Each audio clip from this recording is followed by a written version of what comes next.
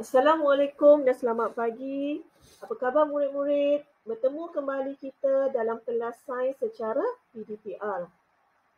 Pada hari ini, tajuk pembelajaran kita ialah kemahiran proses sains, di mana cikgu akan fokus kepada kemahiran berkomunikasi.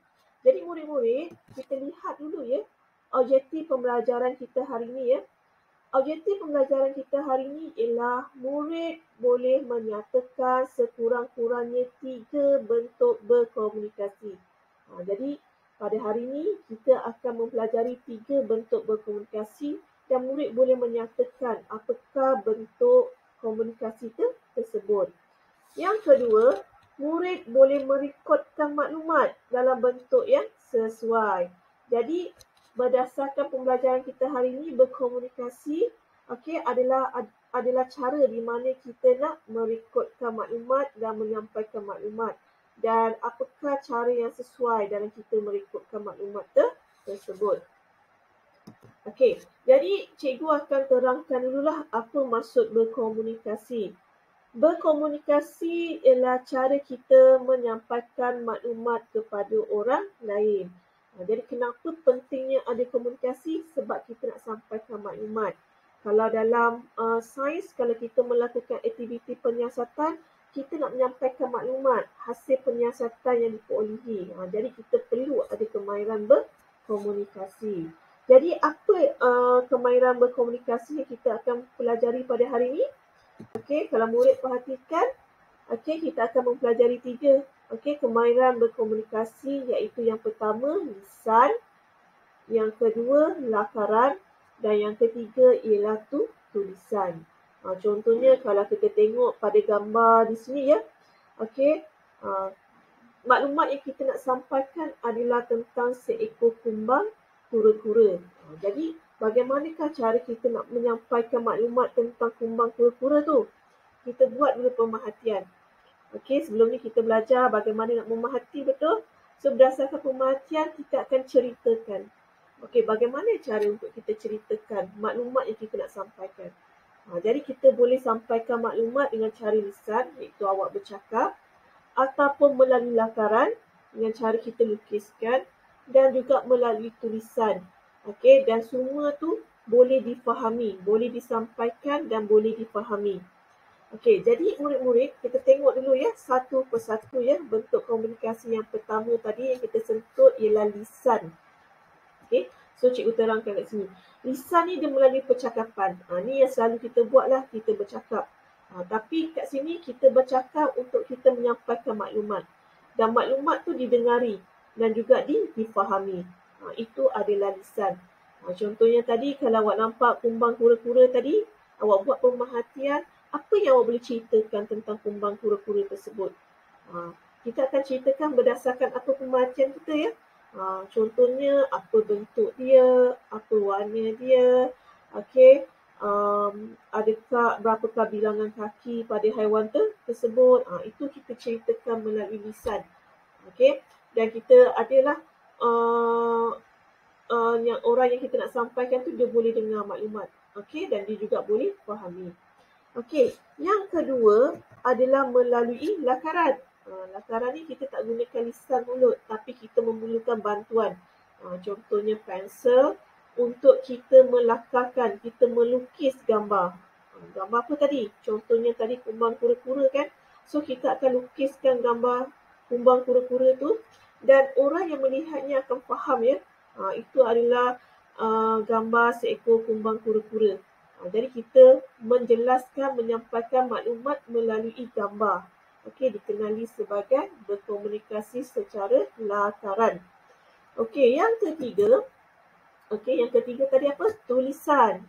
Tulisan pun kita memerlukan bantuan. Contohnya sebatang pensel ataupun sebatang pen, di mana maklumat tadi kita tak ceritakan melalui percakapan. Kita pindahkan dalam bentuk perkataan. Dan juga dalam bentuk nombor. Mungkin ada bilangan bintik-bintik pada kumbang tersebut, kita boleh ceritakan dalam bentuk nombor. Dan tulisan ni tak semestinya menggunakan pen ataupun pensel.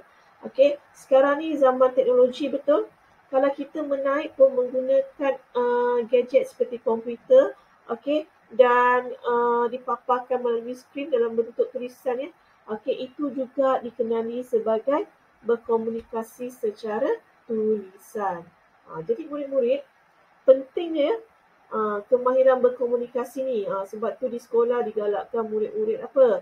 Kita bercakap, kita membuat lukisan, kita menakar dan juga kita menulis.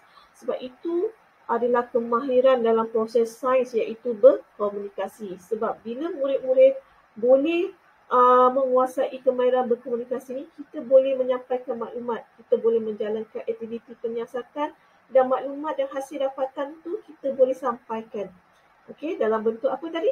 Dalam bentuk tulisan ataupun lakaran. Okey, jadi cikgu ada satu gambar di sini ya. Gambar ni adalah tugasan. Okey, murid buat dulu pemerhatian terhadap gambar di sini. Okey, gambar ni adalah gambar bunga raya ya. Kenalkan bunga raya? Bunga raya ni adalah bunga kebangsaan kan negara kita.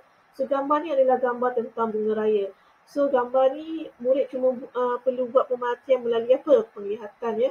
So cikgu nak murid pindahkan maklumat yang murid dapat melalui pemerhatian murid tu dalam 3 bentuk berkomunikasi tadi, iaitu apa? Tulisan, lakaran dan juga tulisan. Okey. Perhatikan gambar tersebut. Okey. Bagaimanakah cara kita nak menerangkan tentang bunga raya berdasarkan gambar yang ada di sini? Bagaimana kita nak menerangkan tentang bunga raya melalui lakaran? Okey, lakaran tu mesti kemas je dan mesti boleh difahami. Kalau dia adalah bunga, so nampakkanlah mesti bentuk bunga. Tak boleh bentuk lain. Sebab kalau dalam bentuk lakaran, kalau kita lakarkan gambar tu dalam bentuk lain, orang yang melihat dia akan tafsir maklumat tu kepada objek yang lain. Jadi maklumat yang kita nak sampaikan tu tak tercapai lah. Okey, ataupun dalam bentuk tulisan. Mungkin kita perlu menulis, so kita akan menulis. Bagaimanakah kita nak terangkan? Dalam bentuk tulisan ni dia sama macam percakapan. Okey, kita pindahkan apa yang kita nak terangkan melalui percakapan dalam bentuk kita menulis. Jadi murid-murid akan buat ni di dalam buku jota ya. Okey, dalam buku jota nanti murid akan buat kemahiran berkomunikasi ni di mana murid kena terangkan lisan, secara lisan, lakaran dan juga tulisan. Tapi di sini, secara lisan kita akan buat semasa kita bersemuka di sekolah. Jadi kerja rumah ni, tugasan ni dia akan berterusan di sekolah nantilah. Secara lisan nanti kita akan buat di sekolah.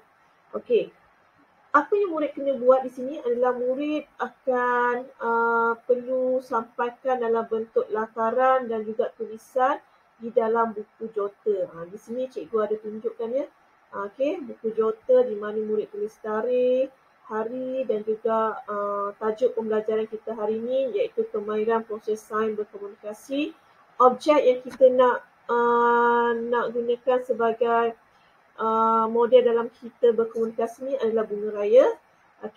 Dan cikgu nak murid sampaikan dalam bentuk lakaran. Tengok balik gambar tadi, bagaimanakah murid lakarkan bunga raya tersebut. Dan juga dalam bentuk tulisan. Tulisan ni murid kena menulislah apa yang murid boleh tuliskan tentang bunga raya yang murid perhatikan tadi. Mungkin dari segi warna dia, dari segi bilangan kelopak dia. Jadi murid boleh tulis di situ. Dari segi lisan kita akan buat di sekolah ya. Jadi cikgu harap murid boleh melakukan tugasan ni sebab kita akan bawa tugasan ni juga pada kelas pembelajaran kita secara bersemuka di sekolah. Sampai di sini. Cikgu harap murid boleh selesaikan tugasan ni dulu ya. Sekian. Terima kasih.